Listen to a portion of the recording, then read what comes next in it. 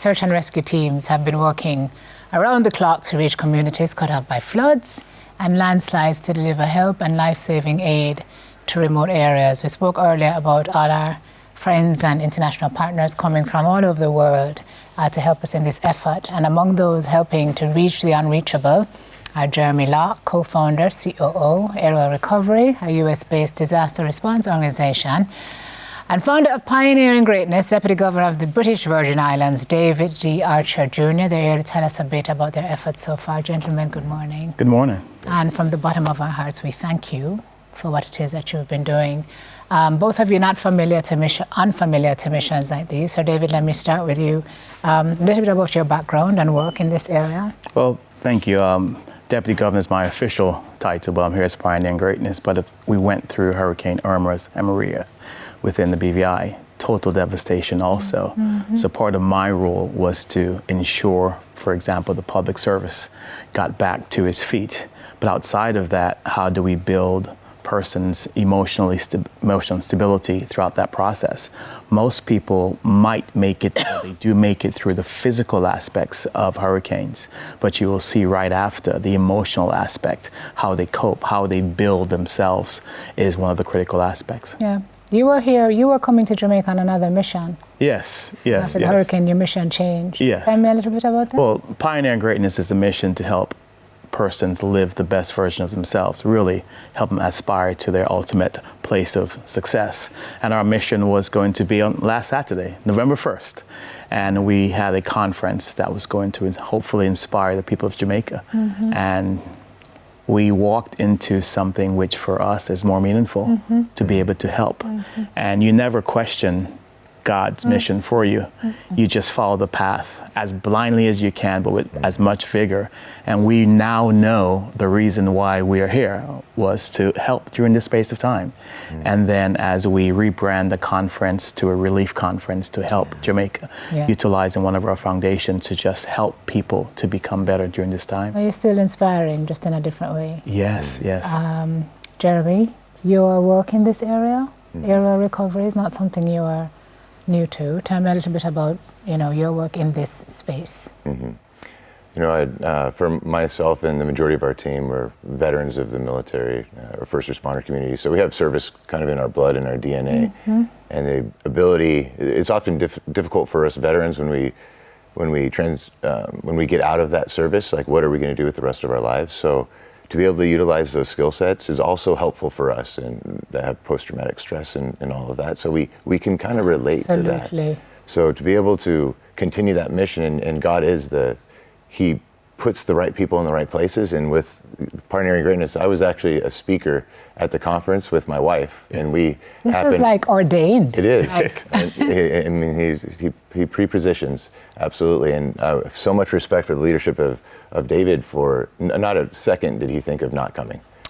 How can we help? And that's utilizing our skill sets as former military. The needs are essentially the same, whether you're in combat and it's war that tears it up, or Mother Nature. People still need security, safety, food, water, shelter. And I hear some of the reporters at home and internationally. I was watching CNN last night, and one reporter said that Jamaica looks like a war zone. It does. So the analogy you draw is apt. Mm-hmm. What have you gentlemen seen since you've come? You're here for search and rescue, but at this point, it's largely...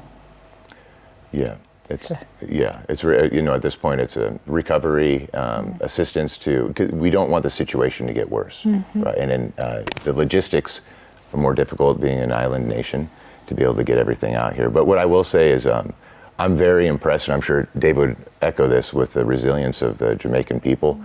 Very early getting tied in. It's one thing for us to come from the outside. We know how to help, but we don't know where and who and the nuances of how to do it. So being able to get connected quickly with other organizations like Global Empowerment Mission, who has a chapter here in Jamaica. GEM. Yes, GEM as well. And then down in Billy's Bay, we met the Funderbergs down there. They connected us. We went up to Akupong and met Chief Curry up there. Akupong. Yes. So we've been up. So the way that our methodology is, while places like Black River, that's the big, there's so much need there, and a lot of the orgs will go and put resources there, which they should, because there's a lot of people there. But there are these smaller pockets of people that are in cutoff regions that, while the government and organizations can get to them, it takes a while to trickle out. So we like to use that. And there's so many of those Yes. communities that we're hearing about, people who are cut off, Last night. have not seen. Yes. Yeah, yes, last night, for example, we went to Westmoreland to deliver food. Small enough trucks to get through the bushes and the rubbles. But when we got there, people were organized, they were helpful, and they were thankful. And I think for me, you ask what have we seen? Outside of the obvious destruction, devastation, people losing their homes, their positions, we've also seen something which is incredible. There's a particular spirit in Jamaica of resilience. This lady I spoke to, I said, "Why are you smiling? Why are your eyes still lit?" She said, "Well, I have my life.